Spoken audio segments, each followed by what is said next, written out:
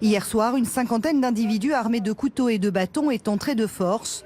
Ils accusent les Roms d'être coupables de kidnapping d'enfants. Des hommes jeunes, mais aussi des pères de famille intégrés, âgés de 30 ou 40 ans, très déterminés. Voulant faire justice eux-mêmes, ils ont incendié 2 camionnettes des gens du voyage. Ils disent que c'est des Romains qui ont volé le bébé. Mais c'est un Roumain, on n'est pas tout le monde la même chose. S'il a fait un Roumain, va chercher le mec qui l'a fait ça. Pas on est responsable tout le monde. J'ai 12 enfants, mon enfant, aujourd'hui ils ne sont pas allés à l'école.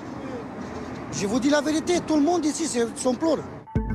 Un peu plus tôt dans la soirée, à une dizaine de kilomètres de là, c'est à Clichy-sous-Bois que la situation dégénère. Un groupe d'une vingtaine de personnes armées de bâtons s'abat sur ce pavillon squatté par une communauté des gens du voyage. Pris de panique, les Roms arrivent à s'enfuir. Ils traversent la route et vont se réfugier dans ce supermarché. Les forces de l'ordre arrivent rapidement sur place et interpellent 5 individus. Mais au cours de l'intervention, 2 policiers sont légèrement blessés et l'un de leurs véhicules caillassé.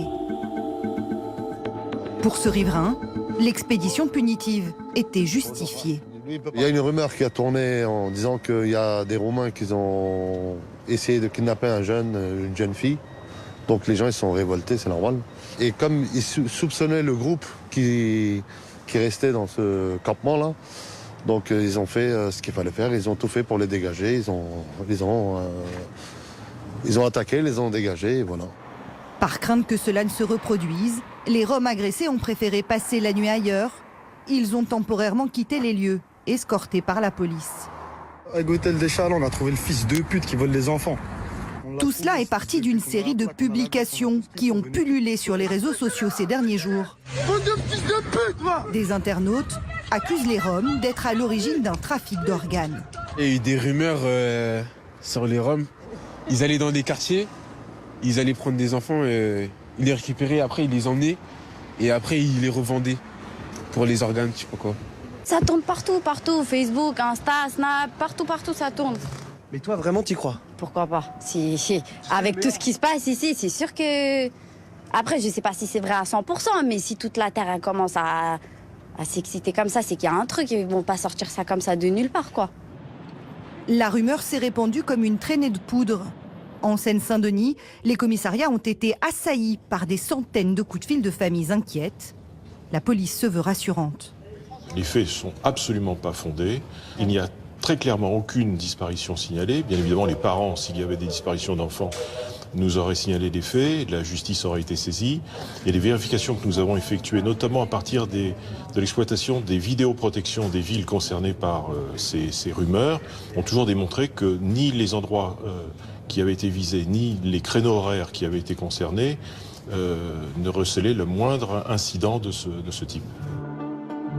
Preuve à l'appui, les villes concernées ont toutes tenté d'apaiser la situation, via notamment des communiqués dénonçant une fake news. Mais la rumeur est tenace. Beaucoup ont été rassurés, mais d'autres ont dit, mais quelque part, vous couvrez, il y a une espèce de complot avec les élus, les forces de l'ordre, l'État, je ne sais qui encore. Donc c'est une espèce de complotisme local qui s'est développé. Pour lutter contre des phénomènes de ce type-là, il faut privilégier le contact que l'on peut avoir localement avec les habitants, parce qu'on les connaît, parce que quand ils vous voient, quand vous leur parlez, ça n'a pas le même impact que quand ils ont des rumeurs sur les réseaux sociaux. La rumeur de la fourgonnette blanche, elle n'est pas nouvelle. En décembre 2017, la gendarmerie du Loiret dénonçait déjà de fausses tentatives d'enlèvement. La nouvelle ressurgit 1 mois plus tard, cette fois dans le Jura. Et c'est la même camionnette sur la photo. Quand on construit un récit mensonger, il faut toujours à un moment ou à un autre qu'il y ait des éléments tangibles, des éléments qui vont faire référence à quelque chose de classique pour vous. Tout le reste est faux, mais il y a quelques éléments de vrai. Là, en l'occurrence, ce sont des éléments crédibles, classiques. Honnêtement, qu'est-ce qu'il y a de plus classique qu'une camionnette blanche? En Seine-Saint-Denis, la rumeur court toujours. Pour éviter de nouveaux débordements, la préfecture de police a prévu un dispositif de sécurité autour des différents camps de Roms du département. Attaque dépose plainte à son tour.